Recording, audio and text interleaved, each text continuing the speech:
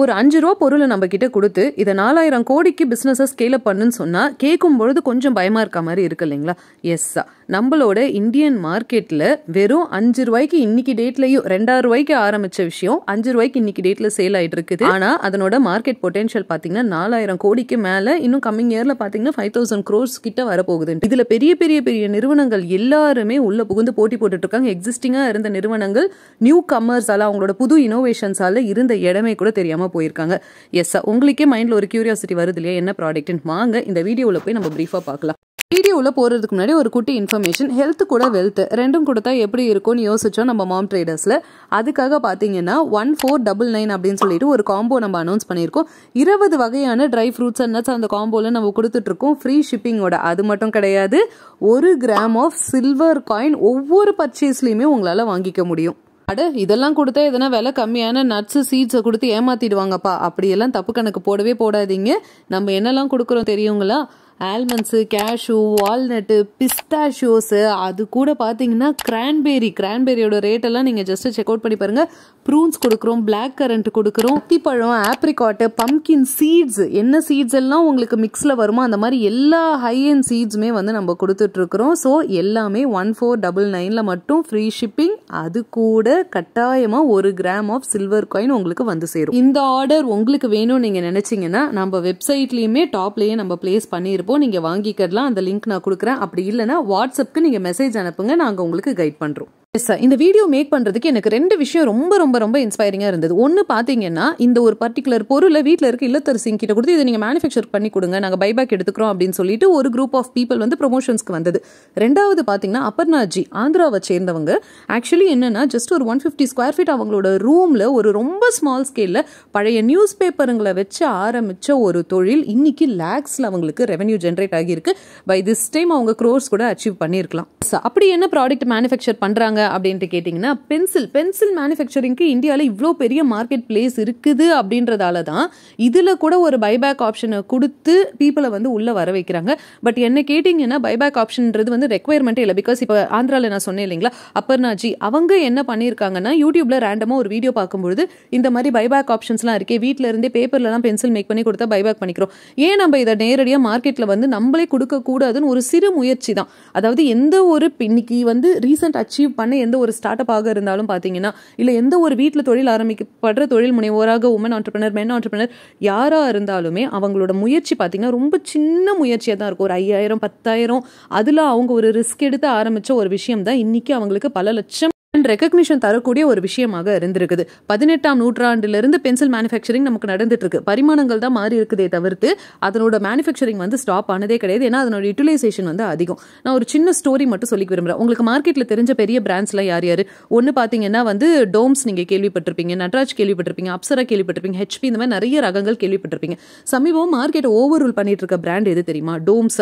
Pencil எல்லாருமே தான் manufacture பண்ணுறாங்க. இதில் டோம்ஸ் மட்டும் ஏன் இவ்வளோ தூரம் மார்க்கெட்டை வந்து ரீசெண்டாக உள்ள புகுந்து பழைய எக்ஸிஸ்டிங் நட்ராஜ் மாதிரி பிராண்ட்ஸை கூட காலி பண்ணிட்டு உள்ள ஏன் இருக்க முடியுது அப்படின்ட்டு கேட்டிங்கன்னா, எல்லாருமே ஜென்ரலாக பென்சில் மேனுஃபேக்சரிங் பண்ணும்பொழுது அதில் வந்து கிராஃபைட் கூட பார்த்தீங்கன்னா கிளே ரெண்டையுமே ஒரு வுடன் பில்ட்டுக்கு நடுவில் பில் பண்ணி தான் எல்லாருமே ஜென்ரலாக பென்சில்ஸ் வந்து மேக் பண்ணுவாங்க. ஆனால் டாம்ஸ் என்ன பண்ணாங்கன்னு பார்த்தீங்கன்னா, அதை பண்ணுறதுக்கு முன்னாடி இந்த 4000 கோடி மார்க்கெட்டில் 1400 கோடி மார்க்கெட் வந்து அவங்களோட தான். ஸோ அவங்க பண்ண ஒரு முக்கியமான விஷயம், இந்த கிராஃபைட் கூட அவங்க பாலிமரை ஆட் பண்ணுறாங்க. அப்போ பாலிமர் ஆட் பண்ணும்போது என்ன ஆகுதுன்னா, ரைட்டிங்கோட ஸ்மூத்னஸ் வந்து ரொம்ப ரொம்ப ரொம்ப இன்க்ரீஸ் ஆகுது. அதை வாங்கக்கூடிய அதை வாங்க வைக்கிறது தான். அடுத்த தடவை நம்ம வீட்லேயும் நம்ம நிறைய கேள்விப்பட்டிருக்கோம், எனக்கு வந்து டோம்ஸ் பென்சில் வேணும். ரீசெண்டாக கிட்ஸ் வந்து அதிகமாக அதை கேட்குறாங்க. ஏன்னா எழுதும்போது ரொம்ப ஸ்மூத்தாக, ரொம்ப நீட்டாக, ரொம்ப ஈஸியாக அவங்களுக்கு வந்து இருக்குது. அந்த பென்சில் டிசைன் பண்ண விதமாக இருக்கட்டும். ஃபஸ்ட்டு எஃபிஷியண்ட்டாக அவங்க பண்ண ஒரு விஷயம் பாலிமர் மிக்ஸ் பண்ணி அந்த ஸ்மூத் ரைட்டிங் கொடுத்தது. அதுலேயே அவங்க வந்து 90% அட்ராக்ட் பண்ணிட்டாங்க. ரெண்டாவது, ப்ராப்பரான இடத்துல அவங்க வந்து அவங்களோட ப்ராடக்ட்டை பிளேஸ் பண்ணது. மூணாவது பார்த்தீங்கன்னா, ப்ராப்பரான பீப்புள் கிட்ட, யார்கிட்ட பென்சில்ஸ் போய் அதிகமாக ரீச் ஆகும், மோஸ்ட்லி பார்த்தீங்கன்னா ஒரு எல்கேஜி படிக்க ஆரம்பிக்கிறது 5th ஸ்டாண்டர்ட் படிக்கிற ஸ்டூடெண்ட்ஸ் வரைக்கும் அந்த பென்சிலோட ஸ்மூத் தேவைப்படும். அதை விட்டு ஆர்கிடெக்சர் ஸ்டூடெண்ட்ஸ் கிட்ட லைக் இந்த இடங்களை வந்து ப்ராப்பராக பிட்ச் பண்ணாங்க. அது கூட ப்ராப்பர் கிரிப்பு கொடுக்கறதுக்காக ட்ரையாங்கிள் ஷேப்ல அந்த பென்சில்ஸை வந்து டிசைன் பண்ணாங்க. அதுவுமே இன்னொரு மேஜர் ஹிட் ஆச்சு.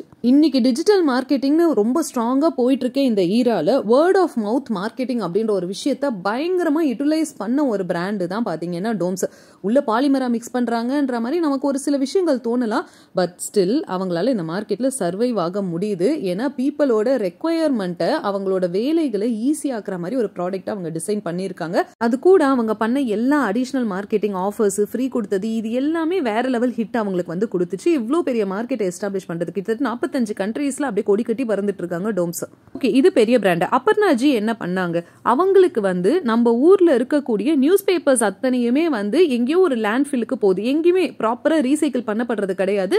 செகண்ட் பாத்தீங்கன்னா நியூஸ் பேப்பராக இருக்கட்டும், பென்சிலாக இருக்கட்டும், எல்லாமே எது பேஸ் வந்து ட்ரீஸ்ல இருந்து தான் மேனுஃபேக்சர் பண்ணப்படுது. அப்போ அபர்ணா என்ன பண்றாங்கன்னா, இந்த வீடியோஸ் எல்லாம் பார்த்துட்டு இருக்கும்போது நம்ம ஏன் இதை ட்ரை பண்ணி பார்க்க கூடாது, ஒரு பைபேக் ஆப்பர்ச்சுனிட்டியில ட்ரை பண்ணி பார்க்கலான்னு உள்ள வந்தவங்க தான்.